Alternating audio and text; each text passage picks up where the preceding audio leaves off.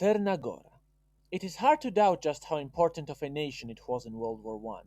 But while it is hard for us to imagine a world where this Balkan hyperpower does not jump in to help its fellow Slavic brethren in the Great War, their entry into the conflict was far from guaranteed.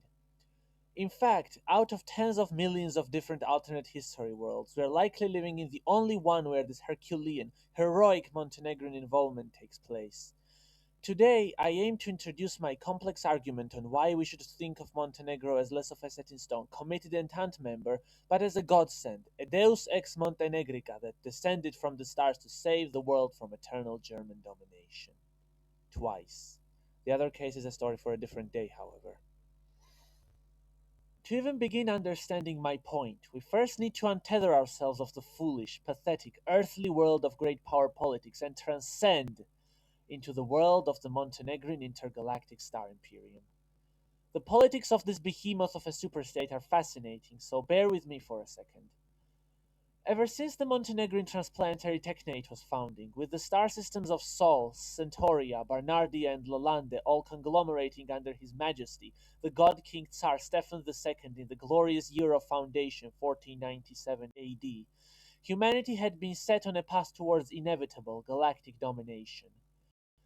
With the immensely sophisticated Montenegrin model of state-planned galactic commerce and incredible speed of bureaucracy allowed by the Barnardic Stellar Computation Array, nicknamed the Matryoshka Brain or the Mazak Matryoshke, the technate became nigh unstoppable, using reverse-engineered alien hyperdrive relays for instantaneous delivery of limitless goods.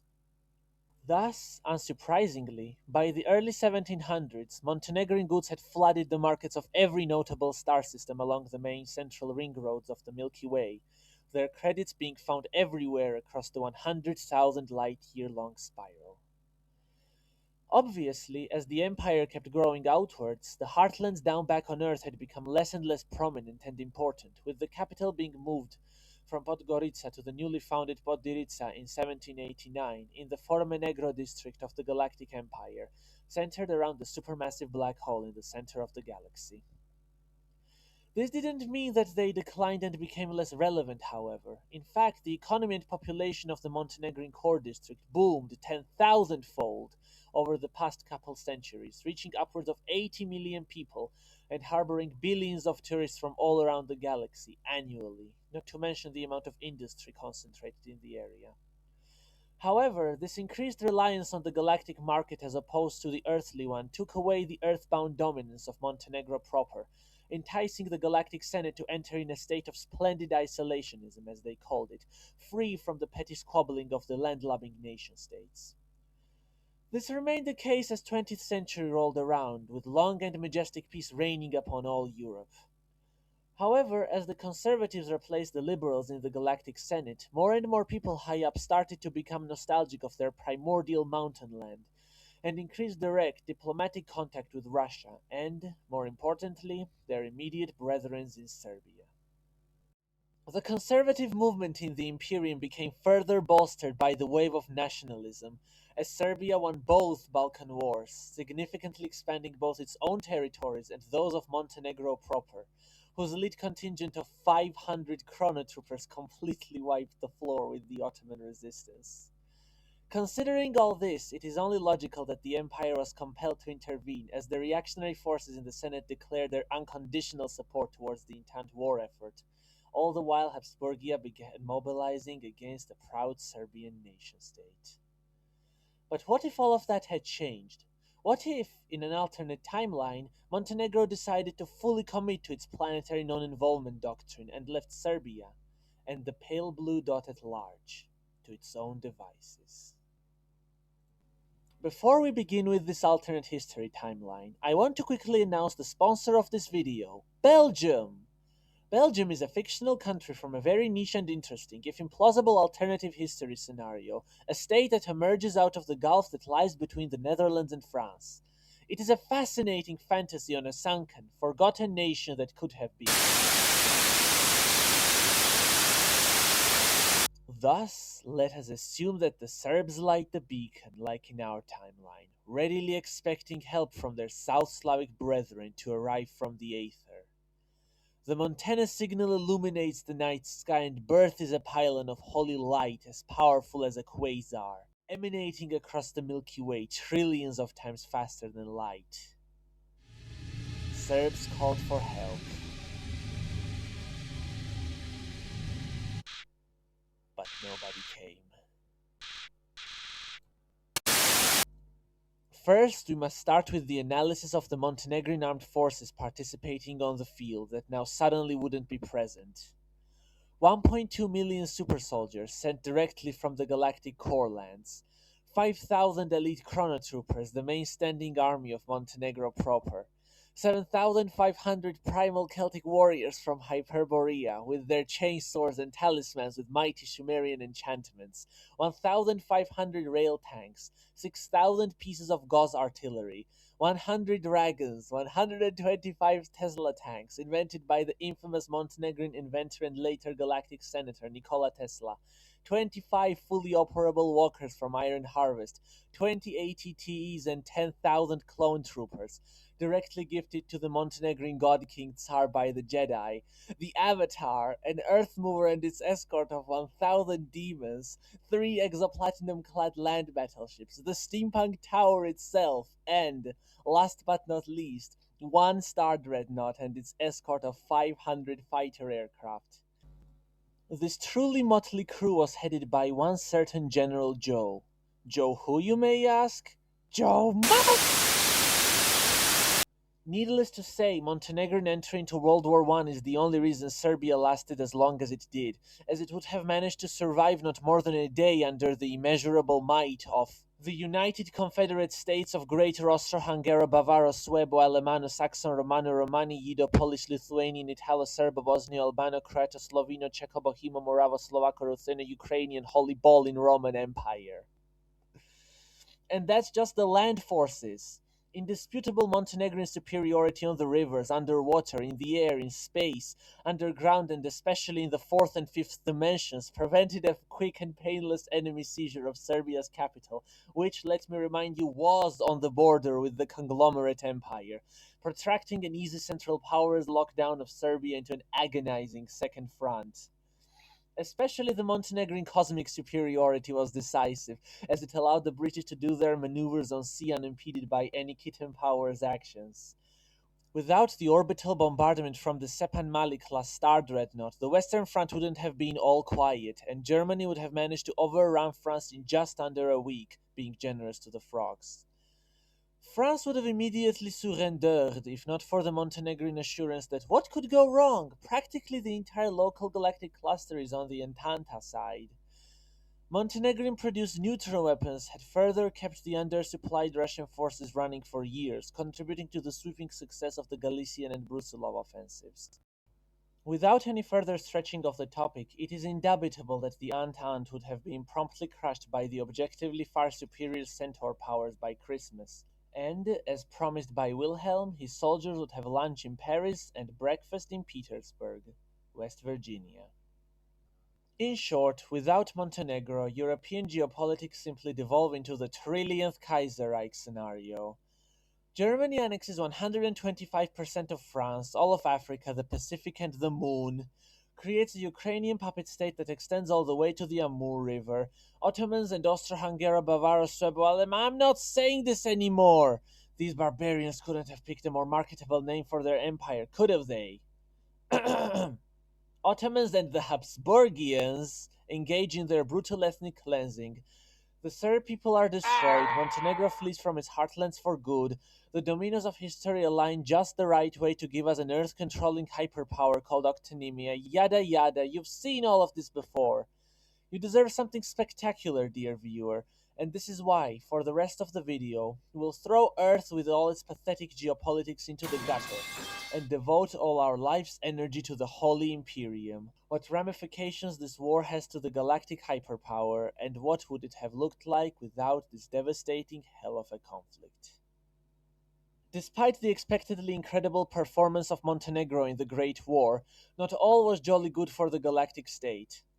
The Senate's ruling Conservative Party of the Galaxy faced huge backlash from the population and other government forces for allowing such a dangerous and costly war without reason to unfold. The radical leftist Agarthic People's Illuminati of Montenegro specifically cried out against the war, fearing that its devastating effects upon the ancestral planet would release the chained demons from Hyperborea, trapped in the ethereal icy pit of doom by ancient Aryan Neanderthal Montenegrin Norse Übermenschen roughly 7,000 eons ago, also crying out against the political rot and stagnation of the galaxy. The Senate was thus forced to reframe the war as an attempt to safeguard those very heartlands from falling under dangerous Habsburgian sway, following a guaranteed control powers victory without their intervention. Further, with so much forces rushed to the Sol system to ensure Entente victory, less and less troops could participate in the ongoing, costly invasion of the Andromeda galaxy. Thus, the Andromedan League, headed by a coalition between the mighty Golden Tower Builder civilization and the Great 6-7 Association, was given some breathing room to hold back against the distracted Empire. By the time of the 1916 Homeland Crisis, the Zimmerman telegram had arrived to the Alien Confederation, which immediately accepted the invitation and joined the centrist powers. Thus, frontier districts in Andromeda had become so strained that the Empire started to retreat from its already present colonies, hurting lucrative trade hegemonies they had spent decades building up. It is safe to say that with Montenegrin neutrality, they would have been given a far better hand combating the Andromedans. But the technology of the alien rice? Let's go with it. Especially in the shield generator and hyperdrive department was so much superior to that of humanity that it is unlikely even those frontier districts would have lasted for much longer than what they did. Politically, the Empire would avoid a lot of its internal turmoil and chaos, but yours truly, an expert at Montenegrology, would argue that this political crisis actually did a lot to strengthen the Senate's cohesion and drove away a lot of undesirable elements in the floating chairs. Quick detour, but it's worth mentioning that the Imperium didn't even gain anything from the war. As the rightful heirs of both Rome, Persia, Illyria, China, Assyria, Scythia, Proto-Finno-Ugric and Huan empires, Montenegro had the rights to conquer all Terra and absorb the planet of humankind under its omnipresent fold at any point in history. However, as we all know, they would much rather sleep it out, and they are far too generous and kind and strong, not to mention very handsome, to press their claims and wage a needless war, which they joined the Entente for the precise reason of avoiding. Ironically, all Montenegro did was lose Montenegro, so that the world would be safe from the germs of Germany. By January 1916, the lines of fortification held by the brave super soldiers and clone troopers of the Imperium finally broke after a completely unexpected disaster struck in the galaxy far, far away. The time has come. Execute Order 67. Immediately, the thousands of fiercely loyal clones began erratically firing at their own men, shredding the cohesion and stability of the front lines. Capitalizing upon this destruction, the Germs, Habsburgs, and Bulgars coordinated a devastating attack on the Serbo-Montenegrin lines at Kosovo.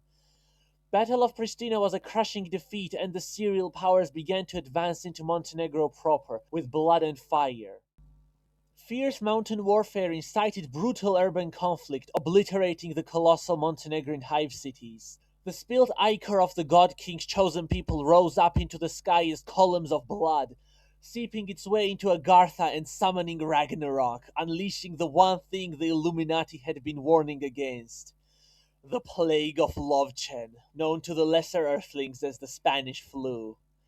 The unimaginable turmoil forced the God King Tsar himself to evacuate first to Alpha Centauri B and then to Podgorica, the aforementioned capital planet of 527 billion people.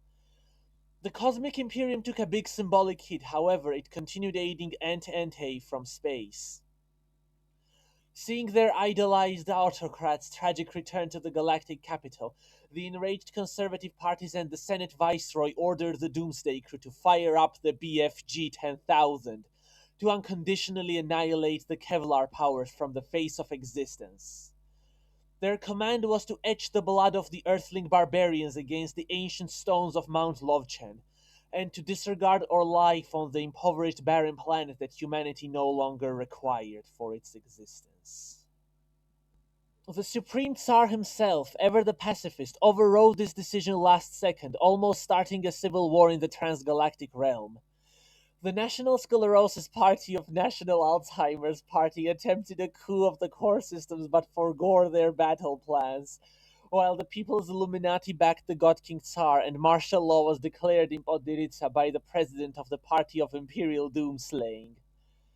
Thankfully, total collapse was averted and the ever popular National Schizophrenic Conservative Coalition forced to resign.